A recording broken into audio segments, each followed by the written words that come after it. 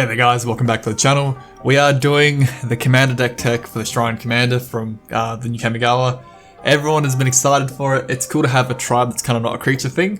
So Life's Origin, we are green but we're actually 5 color. 3/4 legendary creature enchantment shrine, but you have pay 1 of each color, return target enchantment from your graveyard to the battlefield, mainly for shrines because shrines care about how many shrines on the battlefield to do said effect.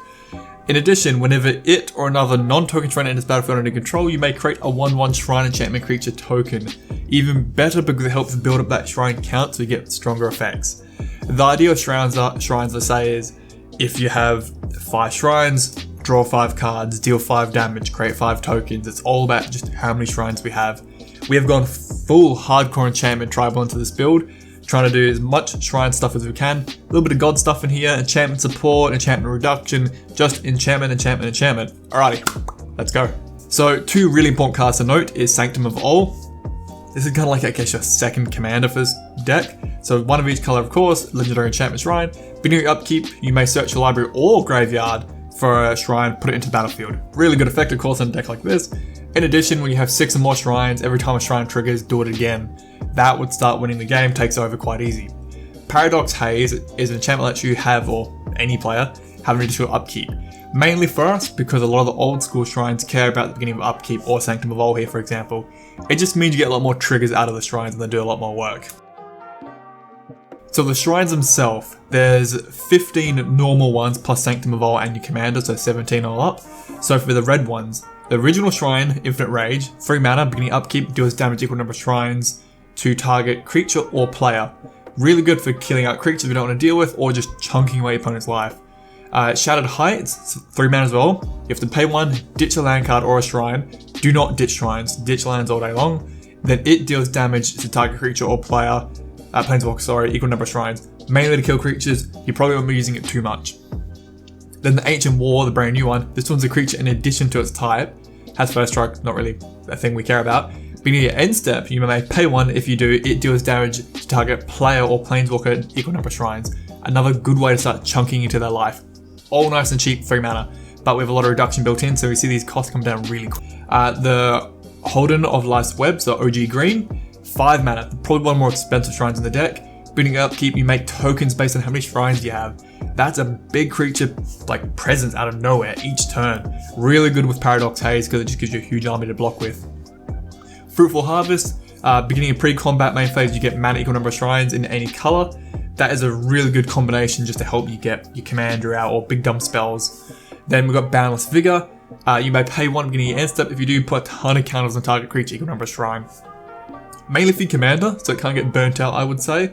Or take other creatures you want to try and protect by just sheer size. Black is nice and fun. So Knight's Reach, beginning upkeep, target opponent ditches cards equal number of shrines. Just to ruin their hand size, they have nothing. Stone Fangs is also a really good one, nice and cheap. Beginning of our pre-combat main phase, each opponent loses life and we gain X per number of shrines we control. That will start putting a huge dent in everyone's life points. And the Hidden Cruelty, the beginning of step you may pay 1. When you do, destroy target creature with toughness less than number of shrines. Again, good creature removal in the shrine slot. The white ones are kind of weird. Cleansing Fire is good because the upkeep you gain 2 life each shrine, gives you a ton of life and you just get out of damage range, your opponent can't kill you. The Shared Purpose, beginning of step you may pay 1. If you do, you create spirit tokens equal number of shrines. Perfectly fine. Tranquilite, it sucks. It's bad. It's pay 6 mana to tap target creature, cost 1 less for each shrine you control, so you can get it down to 1 white mana to tap things down.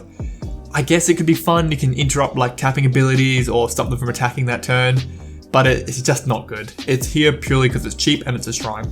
And then blue is draw of course, the Seeing Wind, upkeep, draw a card for each shrine, you cannot complain. Calm Waters, beginning your pre-combat main phase, you draw X cards, equal number of shrines, and you ditch 1 card. As long as you have 2, you're laughing. And the Lost Wisdom is actually a mill card at end step where you pay a 1. Kind of not a bad option because your opponent won't see it coming, just another form of putting pressure on them. So remember with all these shrines, as you're playing them, your commander is producing that shrine token in addition, which helps you just have a higher shrine count and thus have stronger effects. We do run gods in addition because the gods are enchantments, so we can reduce them, we can tutor from them, we can use them however we want. Most of them are indestructible, the ones we've picked are anyway. They've got good like long-term staying effects just to help the deck out. Crewfix, indestructible.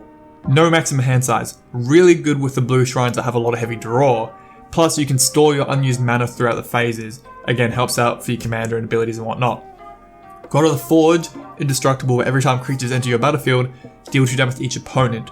Really good with the shrines that generate a ton of tokens, or the commander itself. Plus remember your commander can return gods from the graveyard because they're enchantments. Thus the Deep Dwelling, I like her because she lets you reset something, just you flicker it basically. Good for blockers, ETB effects with the commander, stuff like that. And then God of the Dead, mainly to stop our opponents gaining life, or if we have a ton of life from the white enchantments, the white shrines, we can start paying life to draw cards if we need to. Supporting themes, there are a lot of cards with enchantments that say whenever you play an enchantment, do this, which is mainly draw a card. So we've got the Enchantress Presence, another Enchantress, and we've got the Champion. These 3 guys, all 3 mana, whenever you play an enchantment, draw a card. Plus, the Champion itself gets pretty big and becomes its own threat to deal with. The Sato Enchanter also draws cards when we cast enchantments. Harvest Hand is a really good one, it's nice and cheap at 2 mana. Whenever we cast enchantment spell, we draw a card and gain a life, love it. Ristic Studies, it is expensive, I know, it's $30, but it's just such a good draw card. It's an enchantment, we can tutor for it, we can make it cheaper, it's just worth running. Calyx is an enchantment planeswalker. His +1 lets you look at top 4, you pick an enchantment into your hand, the rest of the bottom of your library. Just a good way to start digging through your library trying to find those shrines. He does have removal built in, and then he can res all enchantments from your graveyard to the battlefield. He doesn't seem like a big threat for a lot of people, so whether they go for him, who knows. Idyllic Tutor is just an enchantment tutor for our deck, nice and cheap, like $5. Resurgent Belief, suspend it for 2 turns at 2 mana. Then it returns all enchantment cards from your graveyard to the battlefield. Doesn't take long to set it up, but if you do time it well, you could resurrect everything. Could be real spicy. Sterling Grove is kind of a no-brainer. It's cheap, it's just protection for all our enchantments, giving them Shroud. Plus we can sack it to search library for another enchantment. Maybe Sanctum of All or something spicy. Weaver of Harmony, a new one. He's nice and cheap, gives all enchantment creatures +1/+1, which are a lot of things in the deck actually. You've got the shrines themselves, you've got your gods, your commander. It does help out. Plus 1 mana and tap, he can copy the trigger effect of an enchantment. Mainly the shrines, that's what we're using him for. Ghostly Prison, it's just enchantment too. It helps us survive longer, makes it harder for him to attack us. Again, we can tutor for it, we can make it cheaper, that's kind of why we run it. For removal, there's even some like enchantment kind of flavorful things here. Urza's Wilderness Blast, 5 mana, but it exiles all non-land permanents that aren't legendary. All the shrines are legendary, so your commander and all your shrines can stay on the board, nuke everything else, and then beginning of your upkeep, your end step, pre-combat main phases, your enchantments start triggering and rebuilding the board. Extinguish All Hope just destroys all non-enchantment creatures, perfectly fine for us, we do not care one bit. And then Doomwake Giant, every time enchantments enter battlefield, Constellation triggers, -1/-1 all your opponent's creatures. In a turn or two, you could just possibly kill everything outright if you had to. We do run Sealed Primordium, the Eldest Reborn, Darkstone Mutation, and Banishing Light because they are enchantments, they are removal, but because they're enchantments, we can get them back with our commander, so we can keep reusing them. The Seal, you can sack it to wreck an artifact enchantment. The Eldest Reborn on entry makes each opponent sack a creature or planeswalker, then ditch a card, and then we get to res something. Darkstone Mutation, just put on their commander, watch them cry. And Banishing Light just hits anything we need to. But the good thing is, like I said, if we lose them, we can return them with our commander. Path to Exile, Swords of Plowshare, and Anguish Unmaking are just creature and non-land exile removal. Good old copy-paste, protect your commander. I run both my booties. Put something on your commander, put them on your other key creatures you want to protect. Helm the Host is kind of funny with this commander because redundancy is a form of protection, but you start getting a lot of copies of your commander that will make more tokens of shrines every time you play another shrine, and it starts to get out of hand pretty quick. Kind of a funny like exponential growth thing going on. Onto Ramp, there's a lot of things we can do here. Corsair here lets you play top card of your library if it's a land, you get to play it, plus you gain life on land. Really good way to clean the top of your library off. Plus it's an enchantment, so you can make it cheaper, you can tutor for it, whatever you need to do. Dryad of the Lycian Grove, you can play additional lands each turn, and your lands are every type, so it helps you fix your colours. Again, it's an enchantment, so you can tutor for it and you can make it cheaper. Burgeoning is nutty, it is about a $25 card, but in a multi-way game, playing a land every time an opponent plays a land is very strong. The Crypto Lithwrite, I love in any deck we have a good creature presence. All the little tokens we're generating with the shrines, they can all tap for mana. Your commander can go to town and res a ton of things in the graveyard.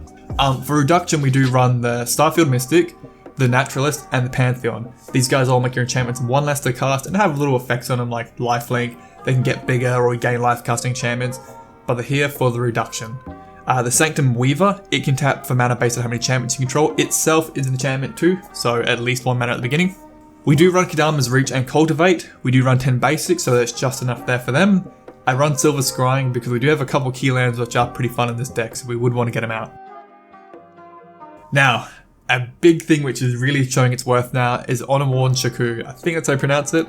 3 mana artifact, taps a 1 generic, but you can tap an untapped legendary permanent to untap it again. All the shrines are legendary permanents that do not need to tap for anything, so they become mana sources thanks to this. It's a cool little combo, I love running it. We also run Arcane Signet, Sol Ring, Chromatic Lantern, Commanded Sphere, just staples for the deck of course. Chromatic Lantern fixing up your colours. I do want to run Chromatic Ori because it is expensive at 7 mana, but it fixes a colour, itself taps for 5 mana, and then we can draw for a ton of cards with it. So I kind of want to give it a go in this deck. We have a lot of ramp, I think we can do it. In terms of lands, Hall of Heroes Generosity is probably the most important land in this deck. 2 mana tap, put an enchantment from your graveyard, top of your library. Really good in a deck like this because pretty much our removal, our key creatures are more of our shrines. The World Tree I do run because we run 4 of the gods. 10 mana, you can sack it and search live for any number of gods, put them on the battlefield. Those 4 gods with whatever we're doing with the shrines could be game breaking. And Reptile because we have a lot of draw, want to keep our hand size if we can. In terms of colored lands, I don't want to spend money because it's a 5 color deck, it's a nightmare to get the land base right. So I've gone with Evolving Wilds, Command Tower and Cascading Cataracts is like our any color we need. And between Buddy Lands and Pain Lands, we have a complete set there of 10. I've tried to go on the opposite ones. So, but it's up to you whether you want to do Fetch Lands, Shock Lands, whatever you like, but I'm trying to keep it somewhat cheap but decent. And I run all 10 of the Tricolor lands because they do enter tapped, but they cost nothing and it just guarantees your colors on the board. And then I run 2 of every basic for this commander, for your Kadama's Reach and your Cultivate mainly. Okay, that is Life's Origin, the commander, for Shrine Tribal. I think it's a really cool commander, it's 5 color, it's a strong commander. It's about 20 bucks right now just for the commander. It does a bit of everything being 5 color, and the shrines themselves can do everything. You've got mill, you've got draw, you've got discard, you've got burn, creature presence, life gain, they just do everything themselves. They've got tons of reductions built in, they've got good enchantment support because they're shrines, easy to tutor, they're just kind of a good around sub-tribe I guess because they're not a creature. I'm really glad Wizards are doing this, they should do more things like shrines, they are pretty cool. Alright guys, let me know your thoughts and have a good one. Catch you later. Thanks for watching guys, if you enjoyed the video or like the commander, give the video a like, help the channel a lot, and possibly consider subbing. To my patrons and my viewers, a couple of you guys are over in Europe, mainly Russia and Ukraine. I hope everyone's doing okay and being safe. Bit of a shit show over there. So please look after yourselves guys. Thank you.